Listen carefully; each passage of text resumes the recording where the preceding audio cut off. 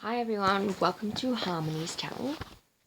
Now, today I was going to go over ice, the drug ice, right? Because I am labelled an ice addict. So, I've taken ice in the past.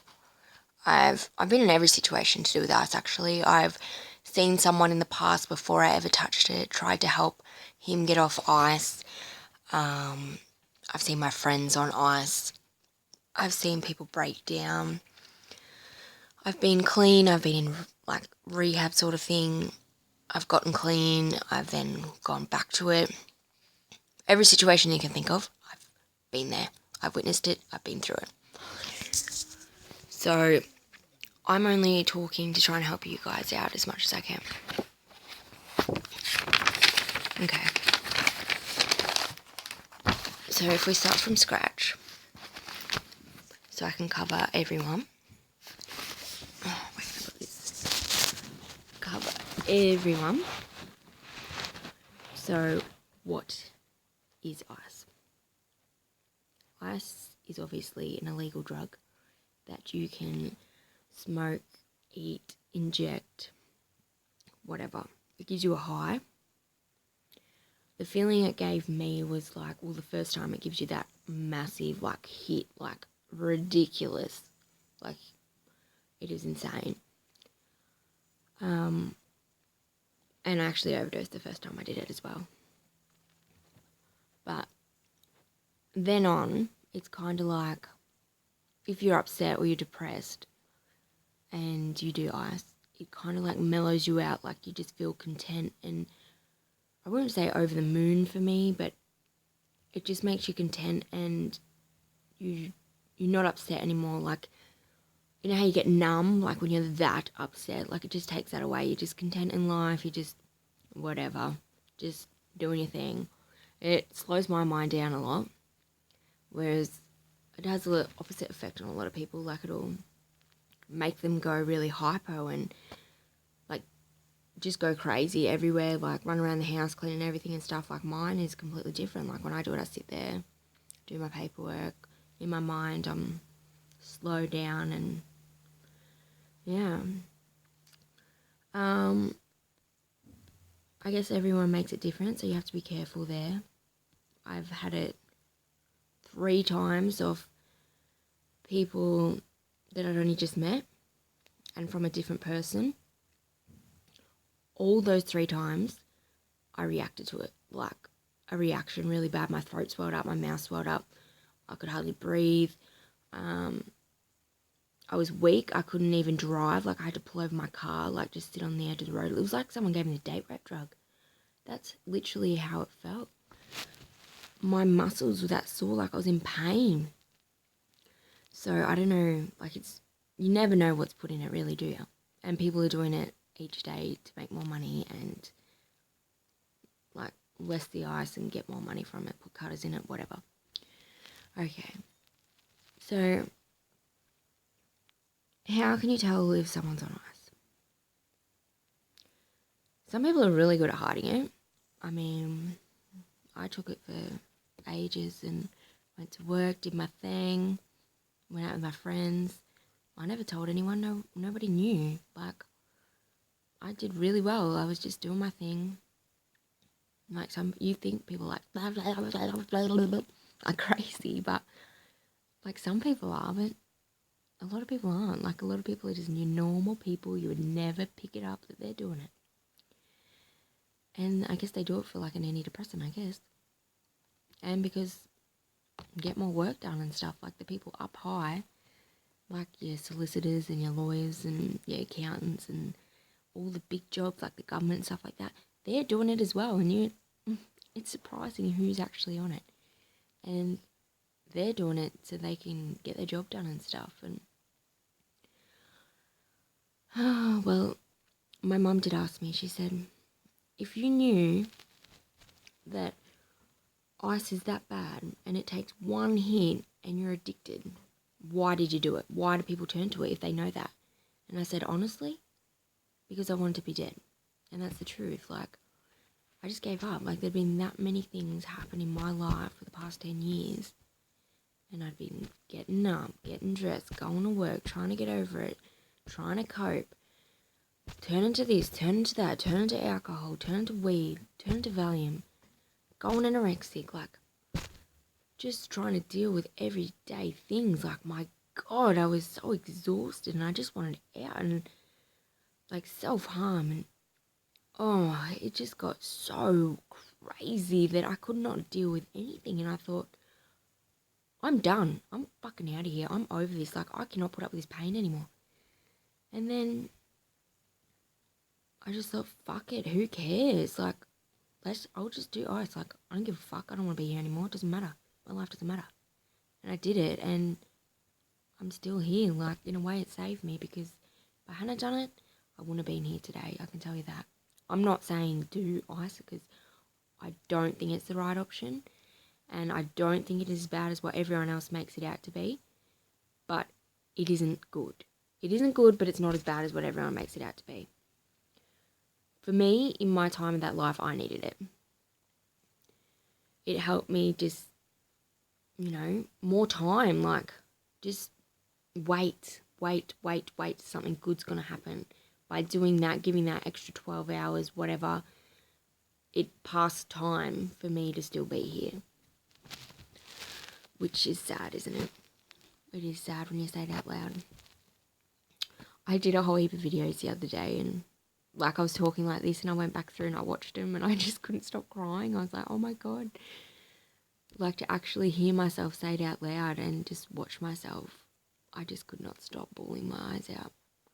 Anyways, so the first time I ever did it was, I had my cousin's wedding in Port Lincoln, and I went to that, come back. It was a bit after that, like, I was doing good then. I was a bit skinny, but I was happy. I was happy with my body. I was about 54 kilos. I'd been starving myself really bad. Like, I used to make up coffee drinks at work and put like 4 to 8 shots of coffee in it and just cold milk and scull it, because my body, I don't know why, it just would not handle it. So I'd do that and it would just go straight through me and I'd lose heaps of weight, and that was really bad. But that's when it, like, weight was a big thing on ice as well. Anyway, I was doing that, and I started seeing this older guy. Yeah, when you think I say older, you think I mean, like, 5 years older. No, old, like, as in nearly fucking 50. Daddy issues, massive daddy issues. So I grew up not knowing who my dad was. I thought my stepdad was my biological dad. I could never work out why I wouldn't fit in, or why I was different, or it just, something wasn't right. Like, I was always trying to fit in and always doubting myself, like, something I'm doing is not right, or why don't I fit in, or why don't I have that bond, and why doesn't my dad protect me and love me like everyone else's do?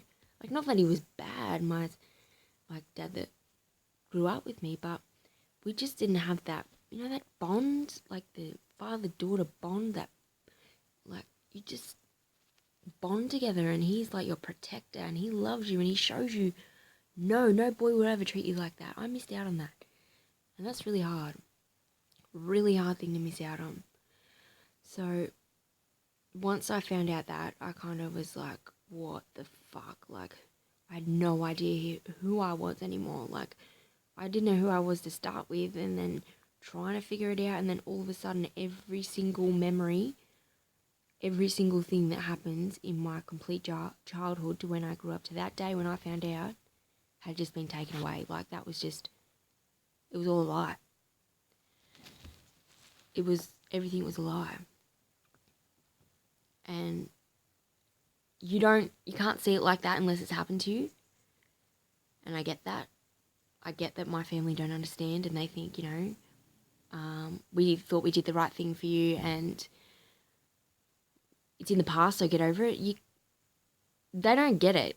They do not get it. It was your entire life that was a lie. And that's the only way to explain it, because every single time I said dad, or every single time that, or you've got his nose, or you just like your father, it was a lie. It was a lie. And I don't get why it had to be a lie. It was such an unnecessary heartbreak that could have been prevented by just telling the truth. So any mums or dads out there that are thinking of doing it to their kids, pretending that their new partner is their child's biological parent, do not fucking do it, alright? Because it breaks hearts. So that happened. And then I was trying to accept that. Mum saying, oh, he's such a good guy, he took you in. He didn't have to take you in, but he did. He's so good. And then not even a year later, she's got a new man. And she's like, he treated you like shit. I was like, what the fuck is going on? Like, my head was like, oh my God, I'm going to fucking explode. Like, he's my dad. He's blah, blah, blah. What? My God. So I think that's the big daddy issues that I had.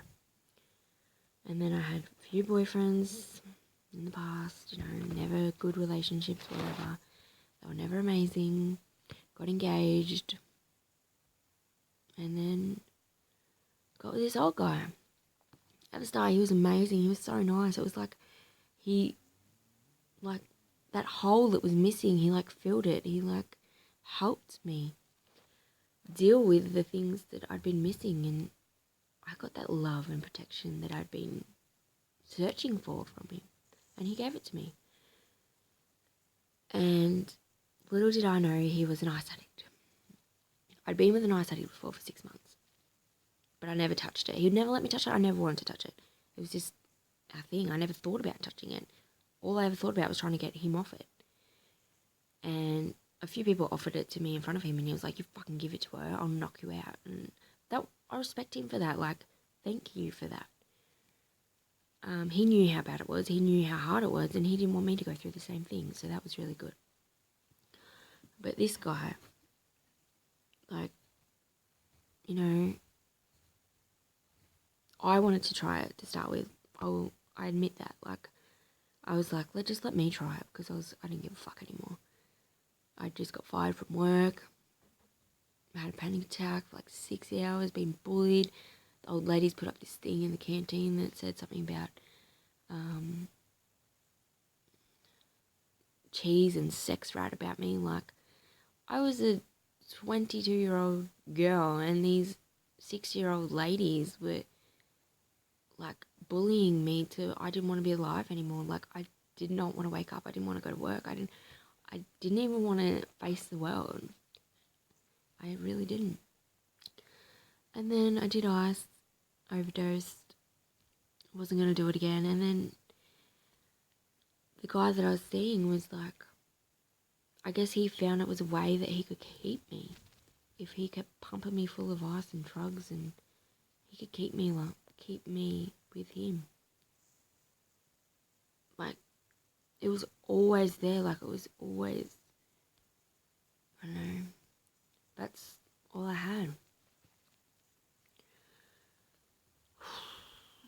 It makes me sad when I actually really get into it and think about what my life had turned into. My God. Ice isn't a social drug. Not at all. Not at all. I isolated myself for 6 months. I did not leave the house. I didn't talk to anyone. I deleted my Facebook for 3 months, everything. Social media, I just deleted. I just literally sat on the couch by myself with my dog, watched TV, and smoked crack. That's it.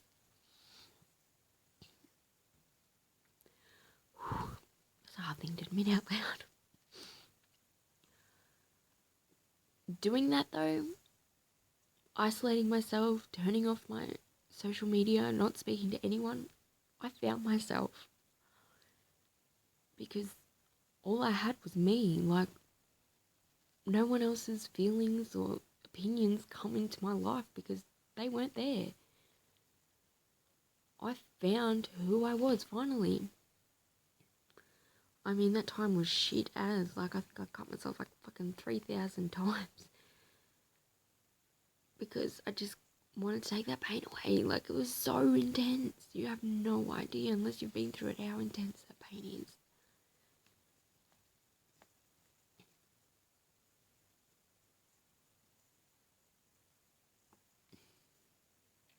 Am I addicted to ice? No. Am I addicted to escaping reality sometimes? Yep. When things get too much, I can't handle it. I cannot handle it. And I think the media and the stereotypes and the labels of ice is completely fucking wrong. Like, people do ice, they fucking kill people, they go out, they get in car crashes, they're violent, they're aggro. I've been around a lot of ice addicts and I've never seen that. I mean, the worst thing that I've seen is my ex tried to stab me. He was gonna fucking kill me and I was out of there like no tomorrow. But still, it was not like the ads where they're fucking raging. That's the worst thing that I've seen, and that was because he had illegal sleeping tablets mixed with ice, and he passed out. Like, he was like out of it. He was driving his car and all of a sudden he was just, people found him in his car was still on, he was just out of it. So I've never seen that with someone on ice. I've seen people flip before and they've been on like juice and ice, but never just ice.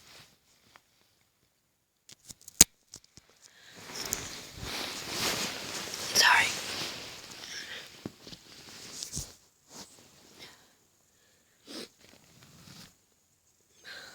What can I tell parents out there? Well,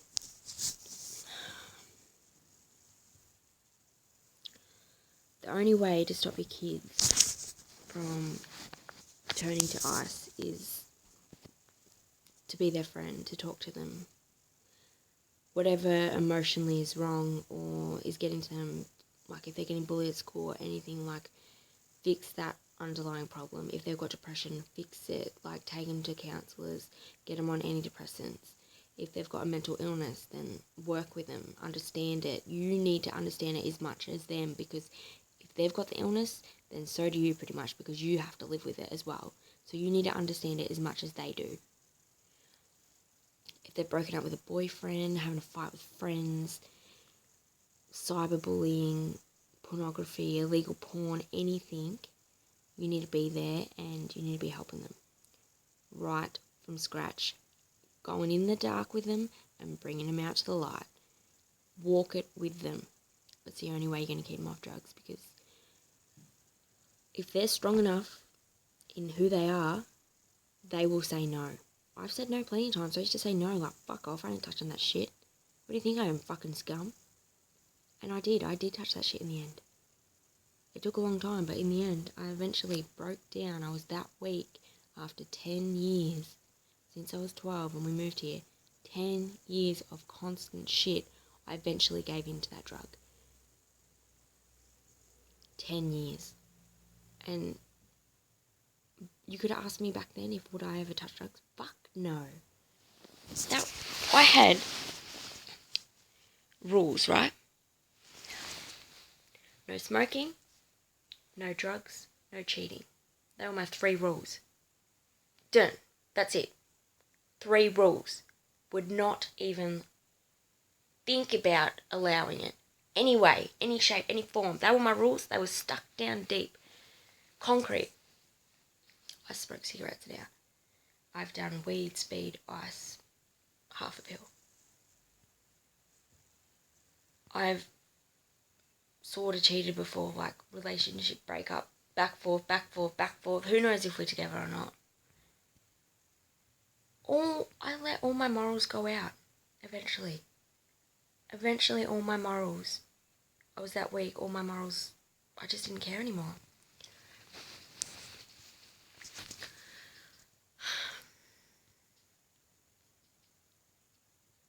It's just sad because when we think of ice now, we don't even think of ice in the freezer like ice cubes or ice as in frozen fucking snow or whatever. Ice has recreated the name ice again to being the drug. Like when someone says ice, you think about the drug. That's it. When someone's talking about ice, oh yeah, the drug. No one thinks, and do you want ice in your Coke? Like, they take a piss out of it because it literally has taken over the world. 1 in 3 people are on ice.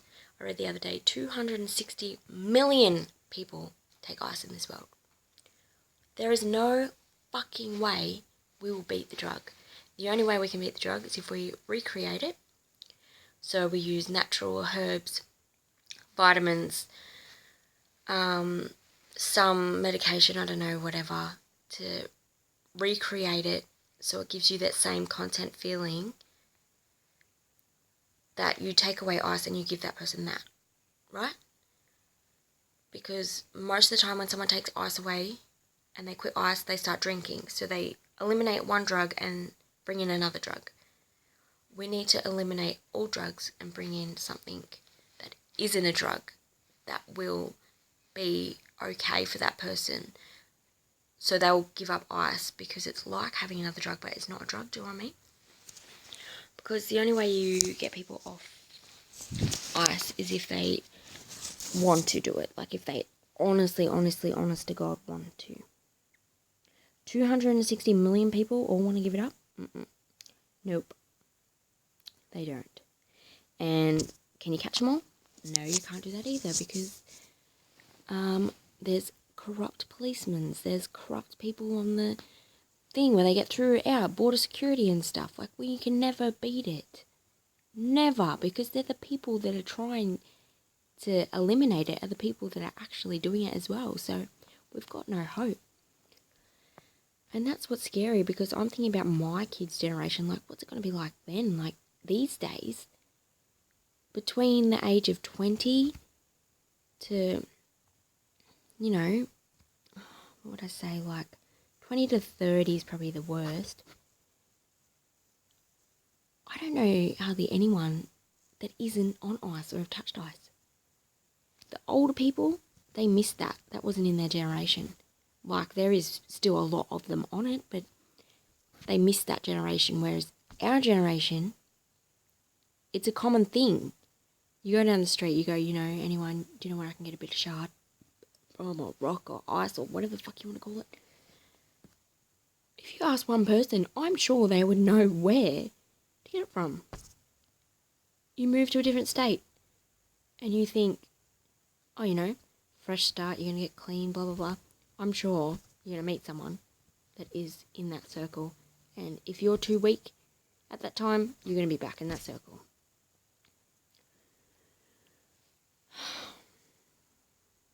I just don't know. It's completely fucked up, this world. It has completely fucked this world. It's like ice is more expensive than gold. Smoking ice or whatever, buying ice, you buy that little tiny rock, is more expensive than gold. People use ice for money these days. Like, it's worth more than money to most people. Money is like worth nothing to people on ice these days. They get it so they can get high, or they steal it so they can get high, or they swap money to get higher. They swap goods to get high. Ice is what is running the world.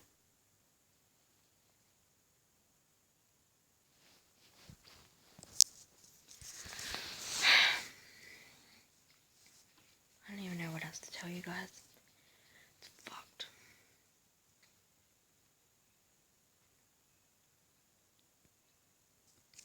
Look at me. I am labelled an ice addict, a junkie, a cracker, whatever else you want to call me. When I look in the mirror, do I see that? No, I see a hurt. hurt.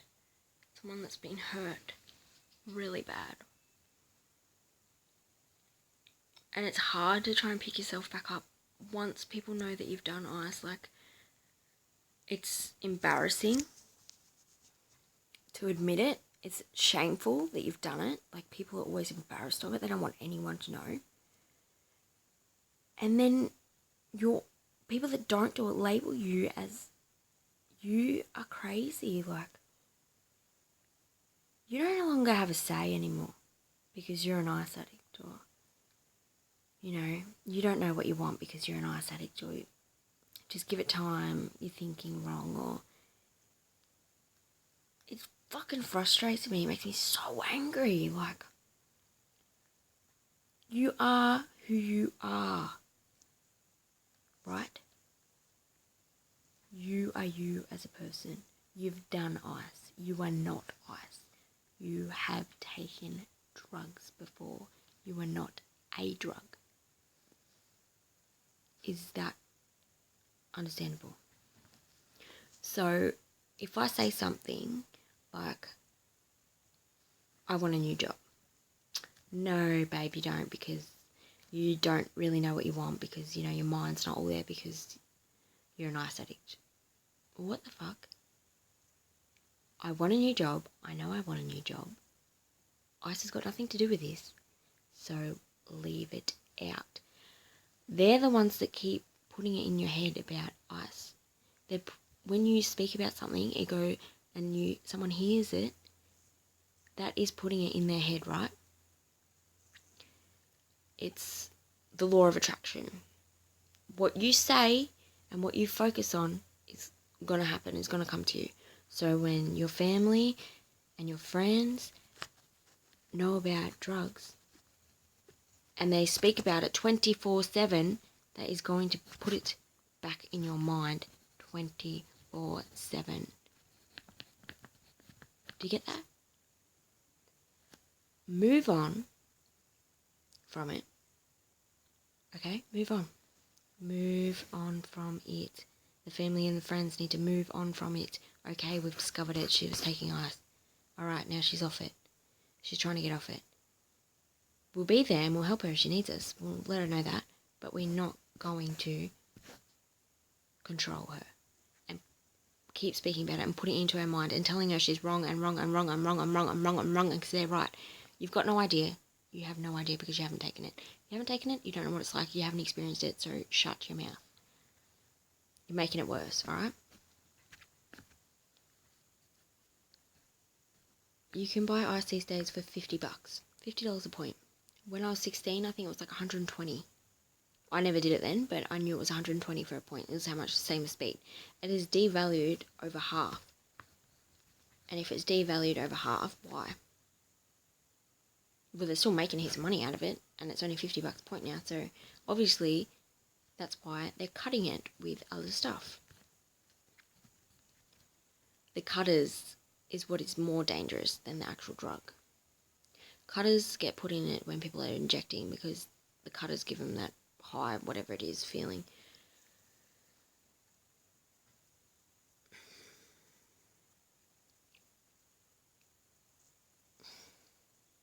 It hurts my head. It goes round and round in circles because there's not an answer. Like, alright, say I know this person is a big drug dealer. Yep, big dealer. And I know this one has a meth lab. He's a cook. I know that. I know this person gets it from here. Yep. That person gets it from there, and it goes to here, and this is another one. He's cooking these here, and he's right under our noses. I have the choice. I could dob this big dealer in, which goes straight to that big dealer, and they get the top one. And I could dob this guy in that's cooking it, and they can undercover all that. But why would I not do that? Because if you speak, your life is on the line. That's what people don't get with the drug either. How are you meant to stop it? If you talk, you're in shit. Because say you dob in this little weasel down here that's dealing 10 points. But that little weasel gets it from this one that's dealing 100. And then this one gets a deal on fucking 10,000, and it goes up and up and up. The top people up the top, you ratted down the bottom, they're going to get you. You fucked it up for them. They will come after you. And that's scary. So we've got to learn to keep our mouth shut. And what happens then? Nothing happens. You go to the police. You write a statement. I've seen this happen for myself. You give a statement. I haven't given a statement, but I've known someone that's given a statement on someone.